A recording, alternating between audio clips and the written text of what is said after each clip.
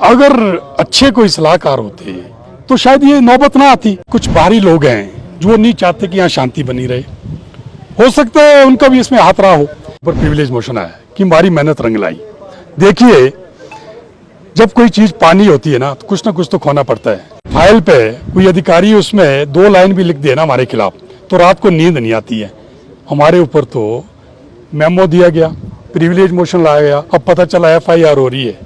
तो ये तो आप क्या है, तो पूरा प्रदेश जानता है कौन हकदार है, आम जनमानस जानता है कौन हकदार है। किसने लड़ाई लड़ी? आपने जिन नेताओं की आप बात कर रहे हैं, उन्होंने तो उनकी बाइट आपने ली, उन्होंने तो ये कहा था कि हम तो 6 महीने तक तैयार हैं, 6 महीने के बाद ये दिया जाए। वो हाथ खड़े करके नहीं आते हैं। यहाँ पे वोट लेके हमारा जो एक आम जो मेंबर है वो भी वोट लेके आता है। क्रेडिट जो मर्जी ले, हमें हम तो आज भी कहते हैं हमें क्रेडिट नहीं चाहिए।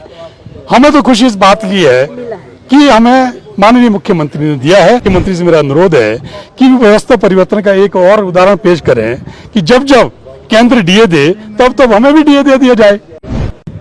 संजीव जी, पिछले कुछ महीनों से जो लड़ाई आप लोग लड़ रहे थे सरकार के खिलाफ, क्या लगता है उसका उचित परिणाम निकला है या अभी कुछ मांगे और बचती हैं?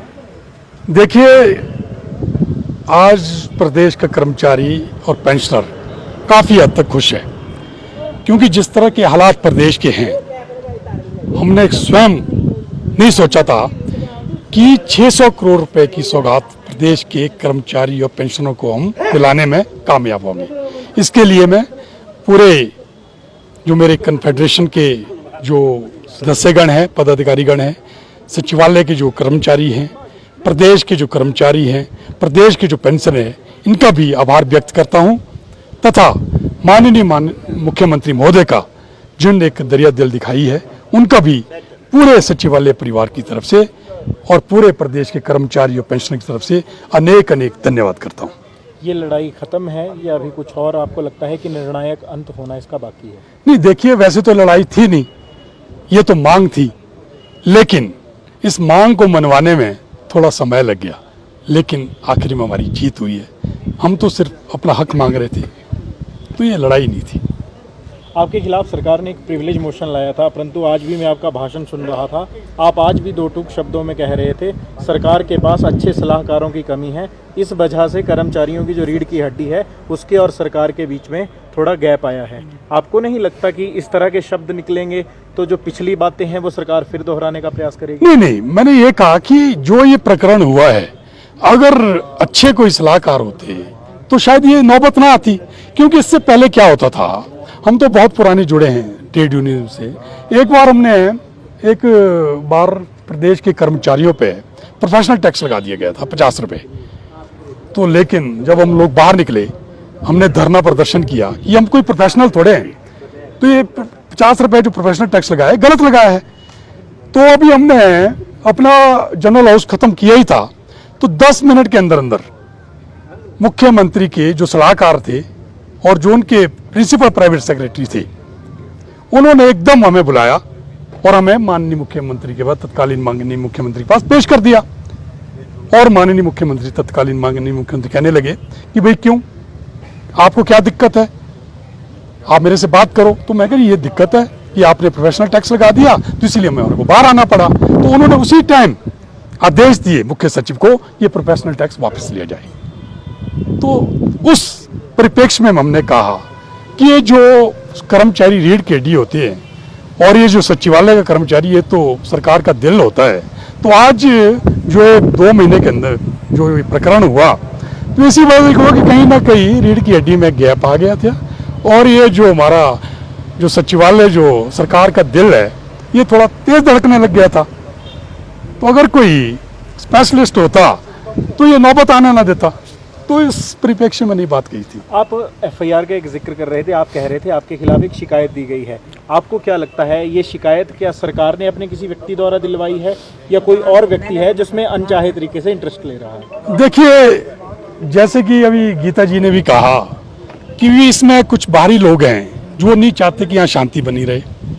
हो सकता है उनका भी इसमें हाथ रहा हो, क्योंकि इसमें FIR का तो कोई बनता नहीं। मैं कोई वो इतना बड़ा कोई मैंने ऐसा कोई भाषण तो दिया नहीं जिससे यहाँ पे अराजकता फैलती या अगजानी हो जाएगी। उन्होंने जैसे कहा है कि जो मेरा 23 तारीख का भाषण था कि इसमें प्रदेश में जो है माहौल खराब हो सकता था, इसीलिए उन्होंने एप्लीकेशन दी कि FIR किया जाए। तो ऐसा तो मैंने कुछ कहा नहीं, तो पर ठीक है, अब किसका हाथ होगा इसमें ये तो मैं कहना मुश्किल है, लेकिन ऐसा हुआ है, मेरे पास इसकी कॉपी है। आपके प्रिविलेज मोशन के ऊपर जब मुख्यमंत्री से बात हुई थी, मुख्यमंत्री कह रहे थे कि मैं एक मुख्यमंत्री के नाते बात कर सकता हूं, मध्यस्थता का अधिकार मेरा नहीं है, क्योंकि प्रिविलेज लाना विधायक या मंत्रियों का अपना अपना विशेषाधिकार है। जिस मंत्री ने लाया है ये उन पर भी निर्भर करता है कि वो वापस लें या ना लें। मंत्री अगर वार्ता के लिए बुलाएंगे या आप खुद से भी प्रयास करेंगे क्या इस मसले को सुलझाने? देखिए, मैंने अभी थोड़ी देर पहले कहा कि आज हम इतने खुश हैं, खास तौर से जिनके ऊपर प्रिविलेज मोशन आया, कि हमारी मेहनत रंग लाई। देखिए, जब कोई चीज पानी होती है ना तो कुछ तो खोना पड़ता है।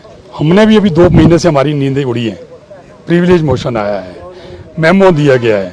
मैं एक बात आपको बताऊं, जब हम काम करते हैं ना, अगर फाइल पे कोई अधिकारी उसमें 2 लाइन भी लिख दे ना हमारे खिलाफ, तो रात को नींद नहीं आती है। हमारे ऊपर तो मेमो दिया गया, प्रिविलेज मोशन लाया गया, अब पता चला FIR हो रही है ना।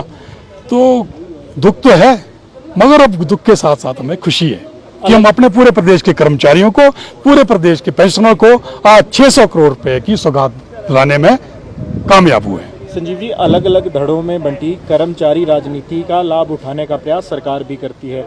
4% डीएस तो मिली है, क्रेडिट के होड़ की भी कई तरह की बातें होंगी, क्योंकि पीछे आपको पता है जब मुख्यमंत्री ने वार्ता के लिए बुलाए थे, कई नेता गए थे, किसी को एक बार बुलाया गया, किसी को दूसरी बार बुलाया गया। हकदार कौन है? तो ये तो आप क्या है, तो पूरा प्रदेश जानता है कौन हकदार है, आम जनमानस जानता है कौन हकदार है। किसने लड़ाई लड़ी? हम लोगों ने लड़ाई लड़ी। किसके ऊपर एक्शन हुआ? हम लोगों के ऊपर एक्शन हुआ। ये जो आम पब्लिक है या कर्मचारी है, पेंशनर है, वो नहीं है, बेवकूफ नहीं है, पढ़ा लिखा लोग है ना। आप कभी मीडिया उस पर जाओ, उस पर देखो जरा कौन किसने लड़ाई लड़ी। देखना क्या, सबको पता है, जग जाहिर है किसने लड़ाई लड़ी। प्रिविलेज मोशन किसी के ऊपर आया, किसी ने एक बाइट दी सरकार के खिलाफ, किसने बोला कि हमारे को डीए चाहिए? आपने जिन नेताओं की आप बात कर रहे हैं, उन्होंने तो उनकी बाइट आपने ली, उन्होंने तो ये कहा था कि हम तो 6 महीने तक तैयार हैं, 6 महीने के बाद डीए दिया जाए। कहा ना उन्होंने, तो फिर कहां से वो क्रेडिट ले सकते हैं? अरे भैया, वो तो हमने कहा कि हमारे को डीए चाहिए, तो ऐसा नहीं है। और हमने भी कब कहा? जब हमारे ऊपर प्रेशर था हमारे कर्मचारियों का, तब हमें कहना पड़ा, अदरवाइज हम भी शायद ना कहते। जब हमने देखा कि हमारे कर्मचारियों को हमारे ऊपर प्रेशर है, तो हम उनके लिए जवाबदेही थे, क्योंकि हम जो चुन के आते हैं वो हाथ खड़े करके नहीं आते हैं। यहाँ पे वोट लेके हमारा जो एक आम जो मेंबर है वो भी वोट लेके आता है, तो जो वोट होता है हमें भी उसका जो है ना कर्ज देना पड़ता है। तो जब उन्होंने हमसे कहा कि आपको बाहर आना पड़ेगा, तो हमारे को मजबूरी में आना पड़ा। जब पहली 21 तारीख का जनरल हाउस हुआ, उसके बाद कुछ ऐसी बातें हो गई, तो फिर हमारे को 23 तारीख को भी जनरल हाउस करना पड़ा। तो ऐसा नहीं है, क्रेडिट जो मर्जी ले, हम तो आज भी कहते हैं हमें क्रेडिट नहीं चाहिए। हमें तो खुशी इस बात की है कि हमें माननीय मुख्यमंत्री ने दिया है, इसके लिए माननीय मुख्यमंत्री का अनेक धन्यवाद करते हैं। हम दिल से उनका आभार व्यक्त करते हैं। एनपीएस के कर्मचारियों और अधिकारियों के लिए सरकार की चिट्ठी ये कहती है, जब जब केंद्र उनको डीए जारी करेगा उनको मिल जाएगा। ओपीएस वालों का क्या है? आपने अभी मेरी स्पीच सुनी होगी, तो मैं कहा माननीय मुख्यमंत्री जी ने व्यवस्था परिवर्तन का नारा लगाया है, तो मैं कहा उन्होंने एनपीएस को कहा है कि जैसे ही केंद्र जो है डीए देगा तो तभी उनको मिलेगा। तो मैं चाहता हूं, माननीय मुख्यमंत्री से मेरा अनुरोध है कि व्यवस्था परिवर्तन का एक और उदाहरण पेश करें कि जब जब केंद्र डीए दे तब तब हमें भी डीए दे दिया जाए। आप तो ये भी कह रहे थे मुख्यमंत्री ने छुट्टी के दिन किसी बड़े कार्यक्रम में घोषणा ना करते हुए प्रेस कॉन्फ्रेंस बुलाकर डीए की घोषणा की। आपको क्या लगता है, सरकार पर कर्मचारियों का दबाव था? तो ये तो आपको ज्यादा पता होगा किसका दबाव था। अध्यक्ष का क्या मानना है? नहीं, ये तो आपको मालूम है। अब दबाव था नहीं था, या उन्होंने हमारे को, अपने घर के परिवार को, उनको लगा कि मेरे वाकई मेरे परिवार के आज लोग आज दुखी हैं, तो इसीलिए उन्होंने निर्णय लिया। सरकार रिसोर्स मोबिलाइजेशन की भी बात कर रही है, हो सकता है आज आप मुख्यमंत्री से भी मिलें, तो जिस तरह से आप पहले दोहरा रहे थे कि हम बताएंगे रिसोर्स मोबिलाइजेशन हो कैसे सकती है, मुख्यमंत्री को बताएंगे क्या? बताएंगे, अगर हमारे से पूछेंगे हम बताएंगे कहाँ से पैसा आ सकता है। हम आज भी बताएंगे, कल भी बताएंगे, क्योंकि हमारे मुखिया है, हमारा भी फर्ज बनता है, हम बताएंगे।